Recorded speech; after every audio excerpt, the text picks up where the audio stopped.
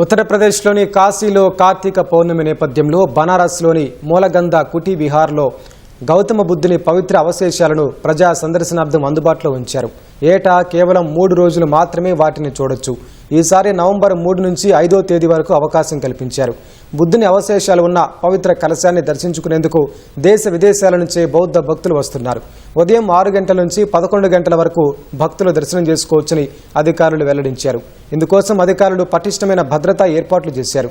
1931లో కార్తీక పౌర్ణమి రోజునే సారనాథ్లో కొత్త బౌద్ధారామాన్ని స్థాపించి బుద్ధుని పవిత్ర అవశేషాలతో కూడిన కలశాన్ని ప్రతిష్ఠించిన అనాగరిక ధర్మపాలుని జ్ఞాపకార్థంగా వీటిని ప్రదర్శిస్తారు. భారతీయులే కాకుండా Nepal, Myanmar, Thailand, Japan, Sri Lanka తదితర దేశాల నుంచి వేలాది మంది భక్తులు బుద్ధుని పవిత్ర అవశేషాలను చూసేందుకు ఏటా ఇక్కడికి వస్తుంటారని ప్రధాన బౌద్ధ భిక్షువు సీల్వంశ్ తెలిపారు.